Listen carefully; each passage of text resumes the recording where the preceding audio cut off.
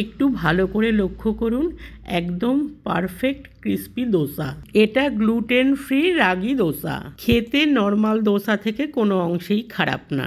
যারা sugar patient আছেন তারা নিশ্চিন্তে খেতে পারেন। আজ আপনাদের সঙ্গে রাগি দোসার রেসিপি শেয়ার করব। নমস্কার বন্ধুরা, আমার চ্যানেলে আপনাদের সবাইকে স্বাগত জানাই। রাগি দোসার জন্য এখানে আমি রাগি নিয়ে নিয়েছি। এটা আপনারা অনলাইনেও পেয়ে যাবেন। 2 গ্লাস রাগি নিয়ে নিলাম। একই গ্লাসের 1 গ্লাস বিউলির ডাল নিয়ে নিলাম।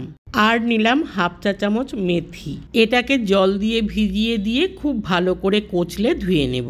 রাগি ডাল দুটোতেই খুব নোংরা থাকে, সেই জন্য খুব ভালো করে কচলে বারবার করে ধুতে হবে। দেখুন কি পরিমাণে নোংরা। এটাকে কচলে বারবার করে জল পাল্টে ধুয়ে নেব। 4-5 বার ধোয়ার পরে এইরকম হয়েছে। এখন বাজে রাত 9টা। এটাকে সারা রাত ভিজিয়ে রেখে দেব। সকালে সময় হয়নি, এখন বাজে দুপুর 1টা। এটাকে খুব ভালো করে ধুয়ে এবার পেস্ট বানাবো। ভালো করে ধুয়ে পরিষ্কার করে নিয়েছি। এগুলোকে মিক্সির জারে নিয়ে নিচ্ছি। আন্দাজ মতো জল দিয়ে ফাইন পেস্ট করে নেব। এই রকম পেস্ট করে নিয়েছি। এটা একটা গামলার মধ্যে ঢেলে রাখছি।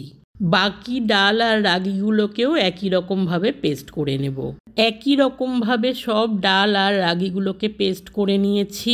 মিক্সির জারটা ধুয়ে একটু জল দিয়ে দিলাম, একটা ঢাকা দিয়ে দিলাম। এটাকে ফার্মান্টেড হতে দেব। 9 ঘন্টা পর ঢাকাটা খুলছি। দেখুন কত ফুলে গেছে।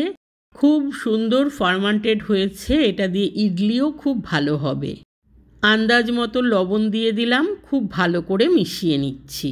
রাগিতে প্রচুর পরিমাণে মিনারেলস আছে। রাগি ওয়েট লস করতে হেল্প করে। একটা তাওয়া গরম করে সামান্য তেল দিয়ে দিলাম। একটা পেঁয়াজকে অর্ধেক করে নিয়ে তাওয়ার মধ্যে দিয়ে একটা কাঁটা চামচের সাহায্যে পেঁয়াজটাকে ঘষে ঘষে পুরো তাওয়ার মধ্যে তেল মাখিয়ে নিচ্ছি। দোসা বানানোর সময় পেঁয়াজ দিয়ে তাওয়াতে তেল মাখালে দোসাতে খুব সুন্দর একটা ফ্লেভার হয়। যেহেতু এটা ননস্টিক তাওয়া, তাই এখনই 1 হাতা ব্যাটার দিয়ে দোসা বানিয়ে নিচ্ছি।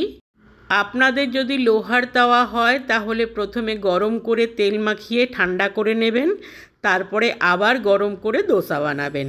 তাহলে লোহার তাওয়াতেও ননস্টিক তাওয়ার মতো দোসা খুব সহজেই উঠে আসবে।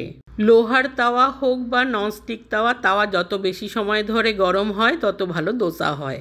প্রথম দোসাটা তুলে নিয়ে পেঁয়াজটা আবার তাওয়ার মধ্যে ঘষে ব্যাটার দিয়ে দোসা বানিয়ে নিচ্ছি।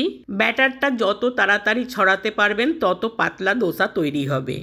দোসা সব সময় এক পাশ থেকেই ভাজতে হয়। হাই ফ্লেমে রাখার পরে দেখবেন পুরোটা যখন হয়ে যাবে তখন তাওয়া থেকে এমনিতেই ছেড়ে আসবে। পাশ থেকে দোসা তাওয়া থেকে উঠে আসছে। দোসা একদম তৈরি হয়ে গেছে। দেখুন কত সুন্দর দোসা তৈরি হয়েছে। এতটা ক্রাঞ্চি হয়েছে যে ফোল্ড করা যাচ্ছে না।